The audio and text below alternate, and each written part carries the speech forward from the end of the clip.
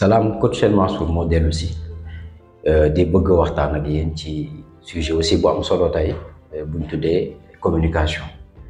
Donc communication dafa nekk loo xamante ne nii fi mu toll nii source de conflit la gën a nekk que di dajale nit ñi, maanaam di boole nit ñi wala di rataxal.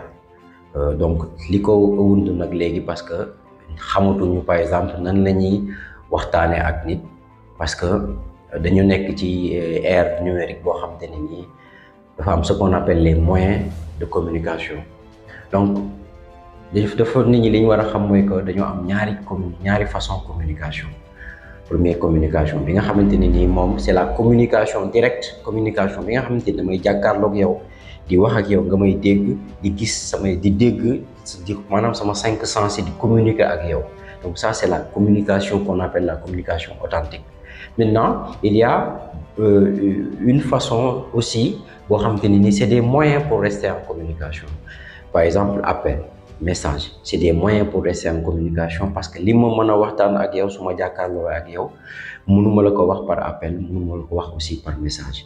Donc du coup réseaux sociaux yi aussi bi ñëwee c'est aussi des moyens pour rester en communication, c'est la même chose.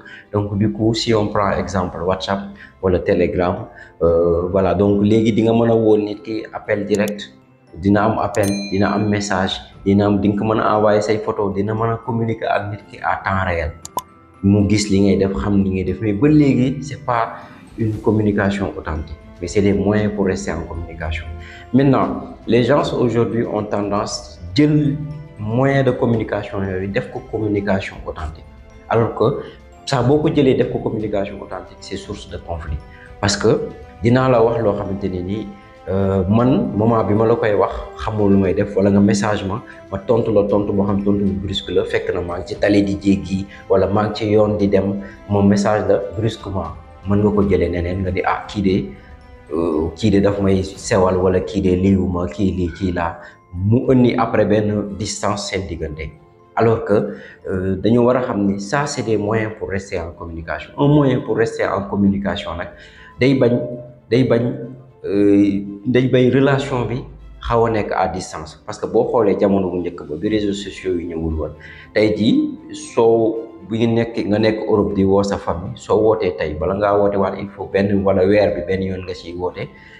Voilà, donc c'était des moyens pour rester en communication.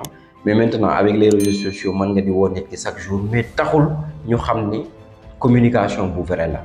C'est pas une vraie communication, c'est-à-dire c'est pas une communication authentique, parce que émotion yi nga mën a ressentir buñ jàkkaarloowee, parce que on n'a pas besoin de tout se dire buñ jàkkaarloowee, parce que même mes yeux peuvent parler, sama loxo yi tamit mën na wax, te loolu su ma jàkkaarloowee yow nga ko mën a gis. Si biir téléphone bi wala WhatsApp wala yeneen ak yeneen, loolu doo ko mën a gis. Donc gars yi ñu xoolaat, ñu rafetaataat, ñu xoolaat ni ñuy waxee, xalaat tamit aussi que ni moyen de communication yi que niñ ciy waxee tamit dafa am solo nuñ ciy waxee, parce que soo ciy wax négativement, parce que am na ñoo xamante ni loolu c'est mooy seen vie, si moyen de communication yi lañ jël def ko communication authentique. Donc du coup saa yoo si waxee wax yoo xamante ni waru koo wax, mën na gaañ keneen ki, mën na ko blesser. Donc un moyen pour rester en communication, li nga ciy wax ce sera toujours du positif, positiviser ba keroog ngay gis nit ki nga mën a yaatal ak moom. Mais yaatal ci communication boo xamante ne nii moyen la, ça laisse à désir, ça laisse aussi day am na lu siy des tout le temps day des. naam que même nit ñi ci la ñuy liggéeyee, même gisoo bi maa ngi wax ak yéen ñi, mais moyen bi ma utiliser aussi mooy moyen de communication bii nii à travers donc média la, ma siy wax aussi pour que ngeen mën a kii. Donc la motivation c'est juste que une communication doit être toujours positive, et quand la communication est positive mu jóge ci yow, il faut vivre dans la positivité, et quand tu vis dans la positivité rek ngay recevoir. Et là on est en vie aussi pour épanouissement, te l'épanouissement commence déjà présent ci nit ku nekk à travers ta communication positive. Donc positiviser donc vos relations, positiviser aussi à travers la communication, positiviser aussi à travers le comportement des autres.